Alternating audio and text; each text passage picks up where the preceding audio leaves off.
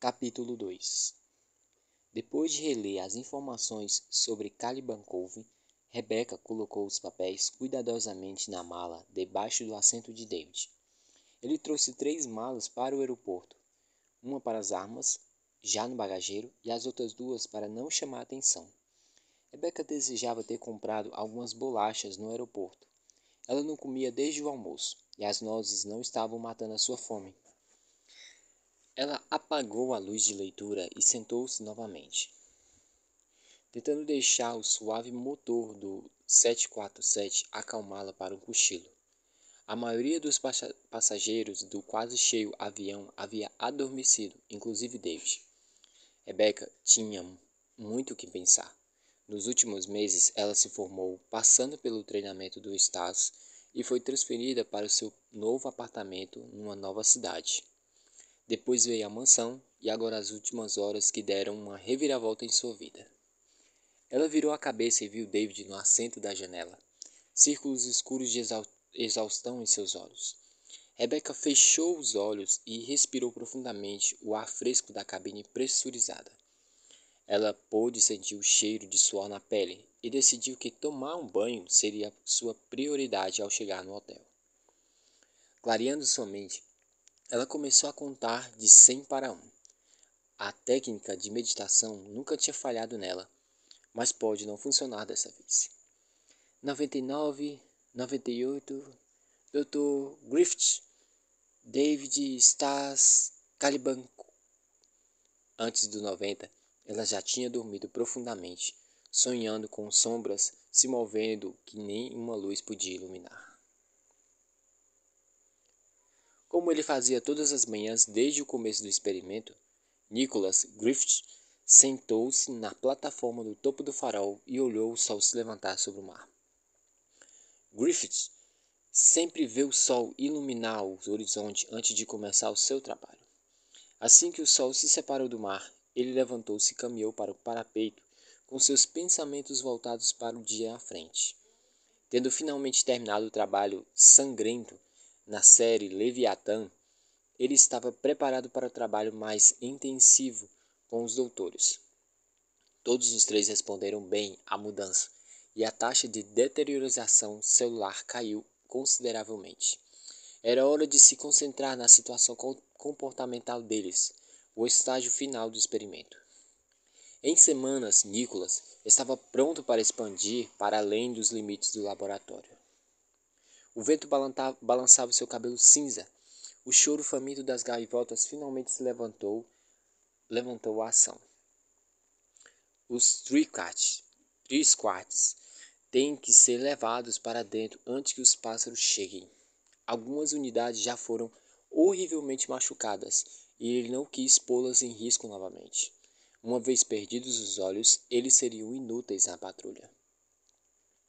Griffith se virou-se e, com seus cabelos balançando, desceu a escada em espiral. Seus sapatos contra o metal criavam um eco na alta torre. Tendo o estabelecimento para si, mesmo fazia tudo mais prazeroso. Comer o que quiser na hora em que quiser, trabalhar em seu próprio horário, as manhãs no topo do farol. Ele sofreu muito por causa do tempo devido aos horários.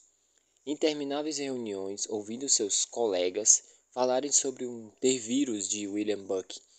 Eles se escravizaram para aparecer com os Three-Quarts, para que a Umbrella ficasse felicíssima com os resultados, aparentemente esquecendo os fracassos com os MA7S. Eles eram incapazes de ver além da sua arrogância por uma imagem maior. Como se os Three-Quarts fossem nada mais do que corpos sem armas, pensou. Com as ondas quebrando, ele foi em direção dos dormitórios. Nicholas já sintetizou um aerotransmissor que tem o suficiente para contaminar a maior parte da América.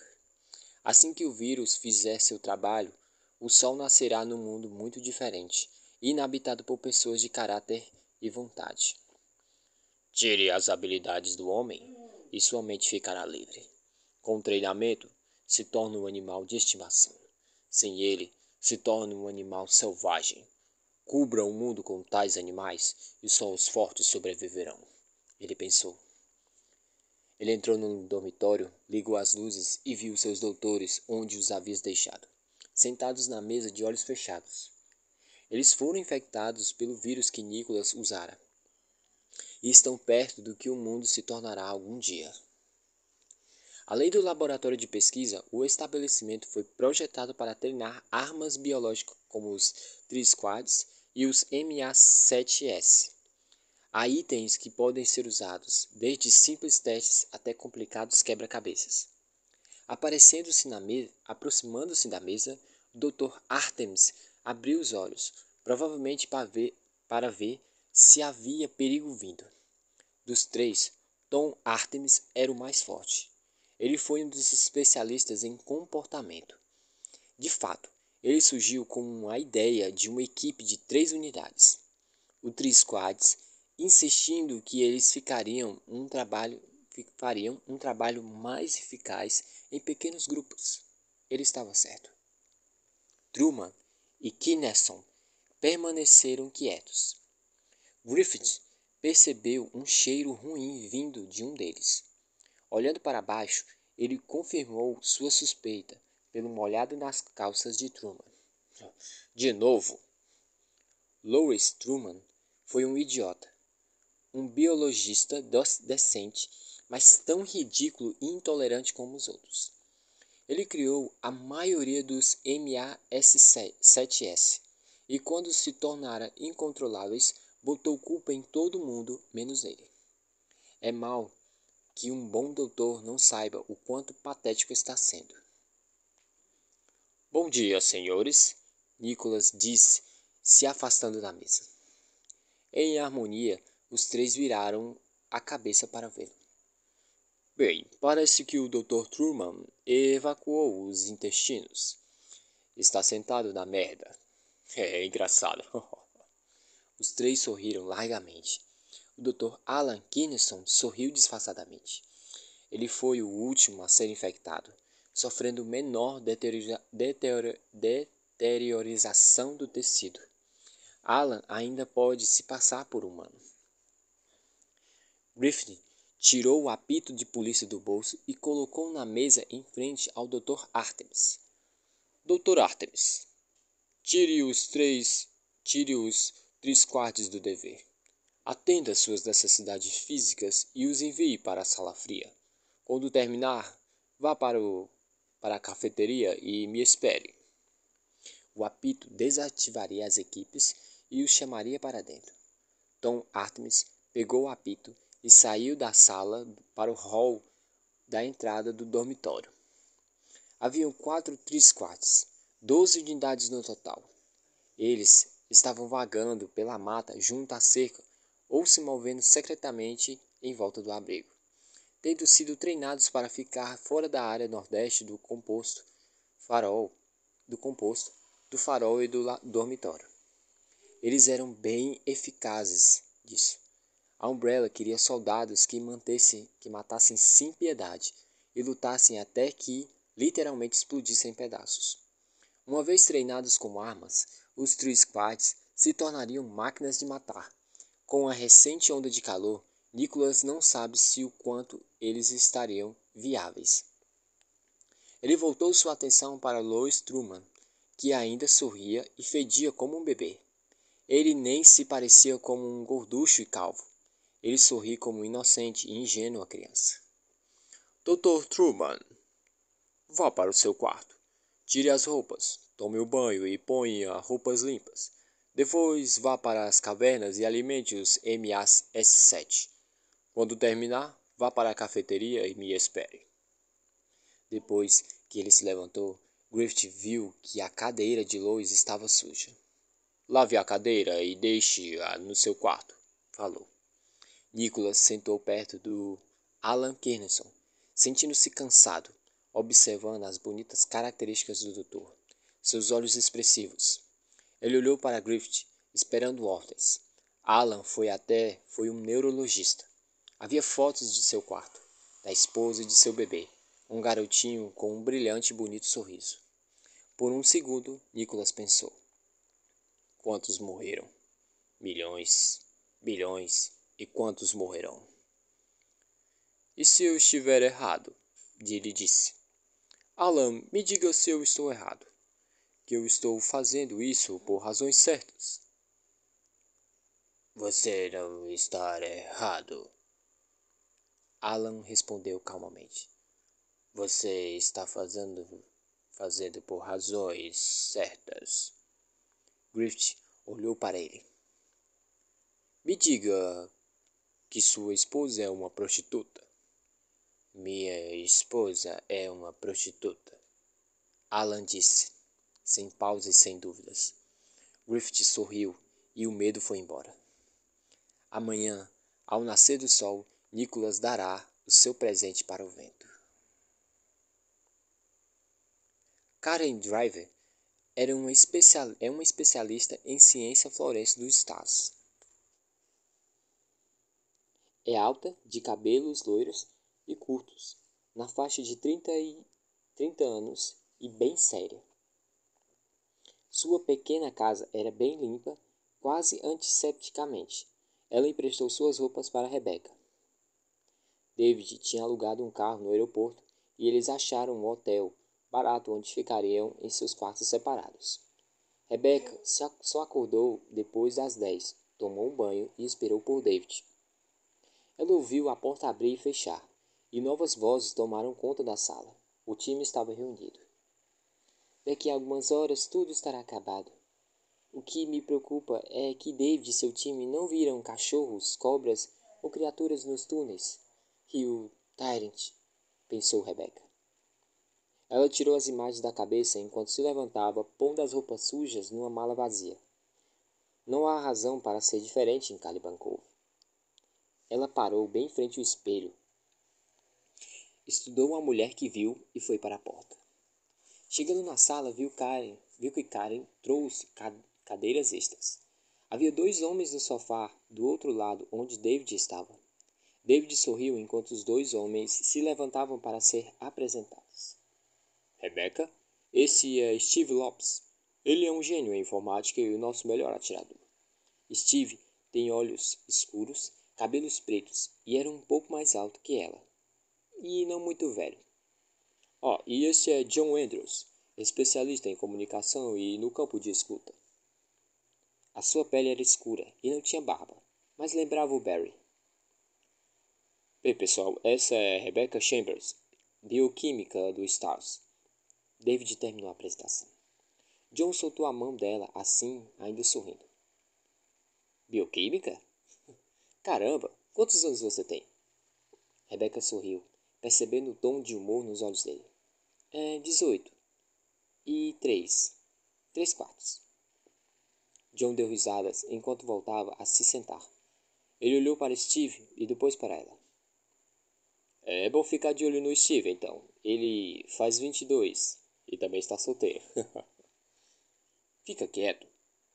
Steve resmungou com suas bochechas coradas, engolhando para Rebecca e balançando a cabeça.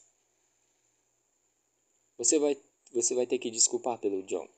Ele acha que adquiriu um senso de humor e que ninguém pode contrariar. Sua mãe acha que eu sou engraçado. John retrucou. E antes que Steve pudesse responder, David acabou com o papo. Já chega, disse. Nós temos algumas horas para nos organizar e se pretendemos fazer isso hoje. A brincadeira dos dois foi bem-vinda para quebrar a tensão de Rebecca, fazendo com que se sentissem um grupo quase como instantaneamente. Assim que David começou a pôr as informações de Trent sobre a mesa, ela começou a pensar sobre o que virá pela frente. Estampando fora algum organismo vivo, o vírus já pode ter morrido. Mas quem sabe o que está que Perdão, gente. Mas quem sabe se ela já contaminou alguém? Se ele já contaminou alguém? O vírus ainda infecta? Aquele lugar pode estar cheio de Tyrants ou algo pior. Rebecca não tinha respostas para essas insistentes dúvidas. Ela dizia a si mesma que suas ansiedades não interfeririam em seu trabalho e que a sua segunda missão não será a última. Nosso objetivo é entrar no complexo, coletar provas sobre a Umbrella e pesquisa e sair com o mínimo de problemas possíveis. Eu reverei cada passo a fundo e se algum de vocês tiver alguma dúvida e perguntas sobre como proceder, não importa. O quanto que seja insignificante, eu quero ouvi-las. Entendido? Todos concordaram. E David continuou confortavelmente sabendo o que o colega onde que chegou onde queria.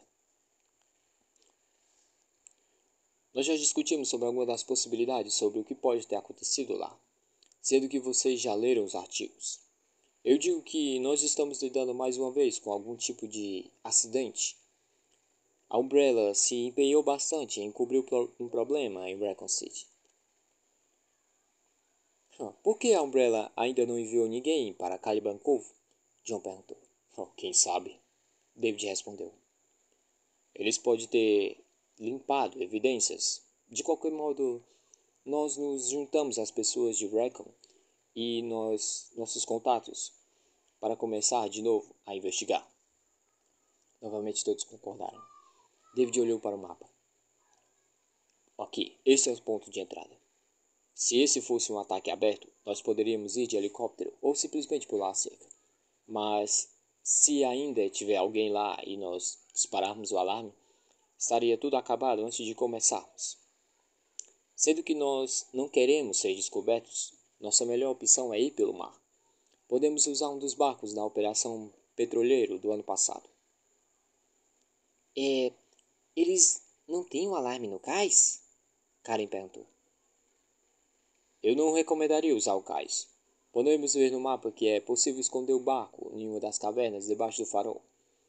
De acordo com o que eu li, existe uma entrada que liga a base dos rochedos ao farol. Se ela estiver bloqueada, tentaremos outro caminho.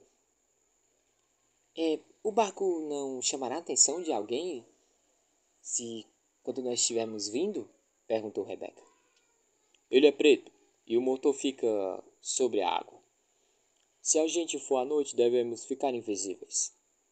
David esperou eles terminarem de pensar, não querendo apressá-los. Eles eram bons soldados.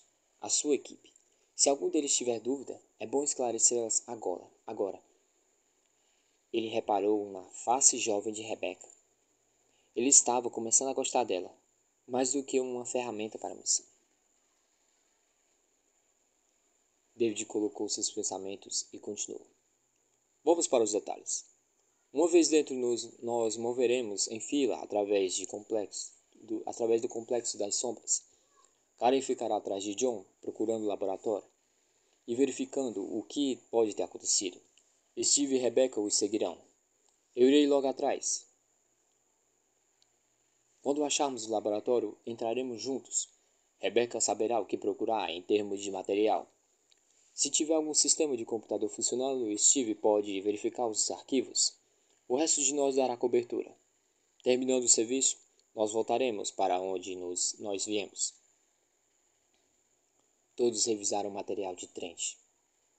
Nós podemos confiar nesse cara? Karen perguntou. Parece que sim. Ele está do nosso lado em tudo isso. Então sim. David respondeu vagarosamente. Quais são as chances de nós contrairmos o vírus? Steve perguntou. Rebecca respondeu. Eu não posso dizer com certeza. Quando fui tirado do caso, eu perdi o acesso às amostras de tecido e saliva. Pelos efeitos, o T-vírus é um mutagene que altera a estrutura do cromossomo do hospedeiro. Pode contagiar plantas, mamíferos, pássaros e répteis. Em algumas criaturas, ele pode promover um crescimento incrível. Em todos eles, comportamento violento. Pode dizer que ele afeta o cérebro, pelo menos em humanos. Induz algo como uma psicose esquizofrênica. Ele também inibe a dor. As vítimas humanas que enfrentamos não pareciam sentir ferimentos à bala. Na mansão, o vírus parecia ser aerotransmissível. Os cientistas estavam com certeza usando o vírus em experimentos genéticos. E desde que nenhum do meu time o contraiu, não precisamos nos preocupar com a respiração. Nós devemos ficar de olho no contato com o hospedeiro. Eu digo, qualquer contato. Uma coisa bastante virulenta ao entrar em contato com a corrente sanguínea. Uma gota pode conter centenas de milhares de partículas do vírus. Qualquer contato com ele deve ser evitado a qualquer custo. Com sorte, já deve estar morto ou deteriorando. O hospedeiro, de qualquer modo, ainda continua vivo. Depois de um momento de silêncio, John falou. Bom, parece um trabalho de merda. Se nós quisermos chegar lá a tempo, é bom sairmos logo. Ele disse sorrindo para David. Você me conhece. Eu amo uma boa luta. Alguém tem que parar esses idiotas de espalhar qualquer coisa por aí, certo? Todos concordaram, mesmo sabendo o que viria pela frente. Olhando para o relógio, David viu que faltavam algumas horas para embarcar. Certo, é melhor a gente ir para o depósito e fazer as malas. Karen estava na traseira da van carregando alguns clipes. As misteriosas palavras da mensagem contida no material de Trent se repetiam em sua mente. Ela terminou um clipe e continuou junto aos outros. Secando as mãos oleosas na calça, ela pegou outro. Uma leve brisa, cheirando a sal e mar morno de verão, passou pela van quente. Eles passaram por o outro lado da estrada, encontrando um lugar limpo para acampar, a menos de 2 quilômetros da praia. Do outro lado, o sol estava se pondo. Não tão distante dos sons suaves das ondas estava calmo. As baixas vozes dos outros trabalhando. Steve e David estavam arrumando o barco, enquanto John mexia no motor. Rebecca arrumava um kit médico que eles pegaram emprestado do depósito de equipamentos do estado. As letras e os números. Um código? Tem a ver com o mapa? Contar? Seria uma soma? Ela não tirava tudo isso da cabeça. A semiautomática estava limpas e prontas, e os clipes carregados. Ninguém estaria levando outras armas além das beretas dos Stars. David insistiu que viajassem leves. Depois de ter ouvido muito mais sobre os zumbis, ele estava feliz por ter um revólver e uma lanterna. Por um sentimento de culpa, Karen tirou do bolso do colete seu segredo, confortada pelo peso familiar na mão. Oh Deus, se o pessoal soubesse, eu nunca ouviria o final disso. Foi dada pelo seu pai, o que sobrou de seu serviço na Segunda Guerra Mundial. Um dos poucos itens que a fazem lembrar dele. Uma antiga granada abacaxi, chamada assim por causa do seu exterior feito de linhas cruzadas. A granada era um seu pé de coelho. Ela não participava de uma missão sem ela. Karen, você precisa de ajuda? Assustada, Karen olhou para Rebecca, que possuía um brilho curioso nos olhos. Eu achava que não estava levando explosivos. Isso é uma granada abacaxi? Eu nunca vi uma. Ela está funcionando? Karen olhou em volta com medo de que alguém do time tivesse escutado. Depois olhou para a bioquímica envergonhada. Shhh! Eles não nos ouviram, né? Vem aqui, deixa eu te contar um segredo, disse Karen. Rebecca obedientemente engateou para dentro da van. Karen estava absurdamente agradecida pelas descobertas de Rebecca. Em 7 anos dos Stars, ninguém a havia descoberto. Olha, é um abacaxi. E não estamos levando explosivos. Olha, não diga a ninguém, tá bom? Eu carrego para dar sorte. Rebecca arregalou os olhos. Oh, você carrega uma granada viva para dar sorte? Sim. E se Steve e John descobrirem, eles irão cair em cima de mim. Eu sei que é uma bobeira, mas é um tipo de segredo. Karen falou. Olha, eu não acho isso uma bobeira. A minha amiga Jill tem um chapéu da sorte. Rebecca tocou a fita vermelha em sua testa. E eu tenho isso há algumas semanas. Eu estava usando quando fui para a mansão. Sua jovem face se fechou e depois, sorrindo novamente, disse sincera e direta. Eu não direi nada, ok? Karen decidiu que realmente gostava de Rebecca. Ela colocou a granada no bolso olhando para Rebecca. Muito obrigado. Estão todos prontos lá? Karen perguntou. Sim, eu acho. John quer conferir os fones de novo? Fora isso, está tudo feito. Rebecca disse. Bem, vá em frente e entregue as armas, eu pego o resto. Rebecca ajudou Karen a descarregar assim que o sol sumiu no horizonte. O vento ficou mais forte e a água mais fria, e as primeiras estrelas ficaram à vista do Atlântico. Eles andaram para a água em silêncio, carregando suas armas. Assim que a luz do dia desapareceu, John e David deslizaram do barco na água. Karen colocou um gorro preto e deu um tapinha no pesado bolso da sorte, dizendo a si mesmo que não precisava usá-la. A verdade estava esperando. É hora de saber o que realmente estava acontecendo em Caliban Cove.